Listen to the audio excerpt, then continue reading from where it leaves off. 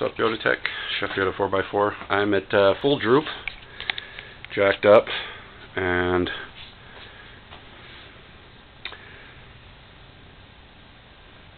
have been testing a couple things, including full stuff steering, and I figured out that I'm positive what that noise was that I thought could possibly, not likely, but possibly be binding, is actually when you stuff the tires fully to the right or the left. There you can see. Clearly rubs and pushes back on the, I'll show you from here. Clearly rubs on the mud flap. I sure hope that doesn't eventually tear these off. When my 31s, it doesn't touch, which is just bizarre, but I think that's partly because I have different backspacing on these wheels. They're quite a bit less, so they stick out further. Only an inch wider in diameter, so I mean in width, and inch taller in diameter, so it has to be the wheels. But anyway, you can see they rub, and when you hit and stuff instead of droop like this, you actually get really close to the upper part here in the screws, and probably this right here, and that's what I hear right here. Let's get some light on that. That little piece of molding for the skirt here, fender skirt, sticks out right there, and actually rubs there when I'm wheeling at full stuff to the right, turning to the right or the left, either side.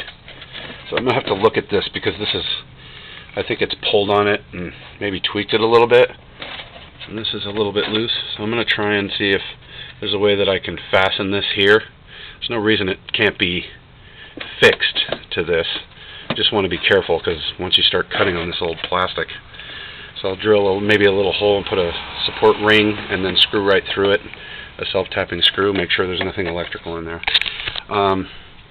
So this is the busted CV on the passenger side, and it's actually busted. Get a better angle here for you.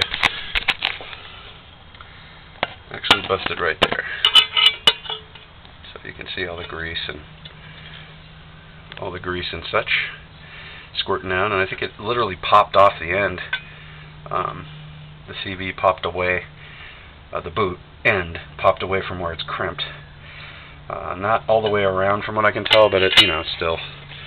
Then I'll show you on the other side something I noticed. But anyway, at full stuff, at full droop, as I turn the wheel, and I'll just show you from this way. I did it on both sides, but aside from hitting the mud flap, which is what you hear a little bit back there, there's no binding, no clicking. So the CVs are fine. They're really floating smoothly at full stuff, and full stuff steering droop, full droop. And the upper bump stop, which you can see in the back there, is fully stopping the upper arm from coming down any further, and so I am at full droop. It was just, I guess, a case of the thing being old and dry, and I hit the right angle on that rock garden and snapped the boot. Now I'm going to turn the wheel back the other way so you can see the other side. Boy, that old man Emu stabilizer makes it a little more difficult to turn. Alright, which is good when you're wheeling. Okay, so now I'm fully stuffed the other way, and with a little light on this, I'm going to show you something that you can start to look for. By the way, a little trick. If you're turning at full stuff, it would be the other way, the way I just was. This bumps into this, and when you're full stuff steering, this is your steering stops, here and here. If you don't have this greased right here, when you turn sometimes you'll hit this and it'll go pop, and you'll hear like a kind of a popping sound that scares the crap out of you. That's all that is. Just grease this up and it will stop that noise. You could have other problems, so look deeper if you feel like kerplunking and all that crap. But anyway, On this side, same thing. I'll turn the wheel at full stuff, and you can kind of, I'll point over here so you can hear. There's nothing, you know, dramatic going on over here either. This actually turns the wheel the other way, limited, when I'm going forward on this wheel. This wheel goes backwards. I guess you would, I don't know if that's limited slip in the front, but it was the same in the rear. Now the rear is locked, so. But anyway, you don't hear anything there. You don't hear anything here, but if you look, I'll go all the way around again. You can see right here in that crease.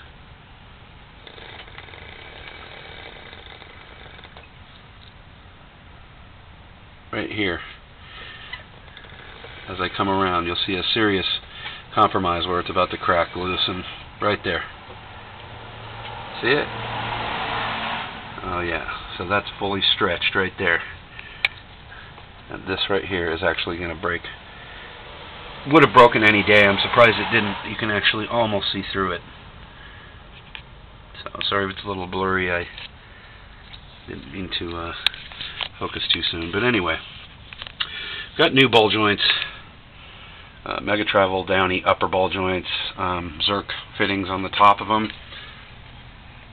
So got these donor shocks. I also have Old Man Emu steering stabilizer and Old Man Emu 2-inch lift front shocks, 2-inch to 2.5 or 2 to 3 inches max or something like that they allow for. But these were very kind of Anthony 1, a member on Yodatech, to let me have these to get back on the road while I waited for ARB to straighten that out. That they sent me actually shocks that Jason has now, Jason Tennessee has now on the rear of his 4Runner, his 3rd gen. They sent me 3rd gen rear shocks, and I actually got them to fit. They couldn't believe it, and were really curious as to how, and said they were going to try to make them fit. But I think probably because I had the ball joint spacers in by that point and had separated the arms enough. Actually, I don't think that would make much difference, would it, in the spacing between the tower, but I guess it would, because you do need to order different shocks for droop and stuff factors when you raise or lift a IFS truck or even a straight front axle truck. So that's that for now. I just wanted to show you that this boot is nearly history too. So it's time to deal with both of them. I'm gonna either contact Richard, aka Red Death's family, and see what he says about those on, I guess I'll call him on Monday. And I have the full boot kit to install on these, so I could at any time just pull these and install the boot kit, new boots. The inners are, like I said, they feel so soft. All these boots, they're nice and pliable, really soft, and yet it doesn't stop them from cracking. You know, tires can stay really soft and start to dry rot really bad. So that's pretty much, I'm guessing, what happened, because I can't find any binding on either side at full droop. So just thought I'd share that with you. I really doubt that at stuff is when these bound. So and I heard no popping, no clicking, nothing like that. So that's the deal for now. I appreciate it, guys. I got a lot of other stuff done today, but I'll show that separately. All right, bye.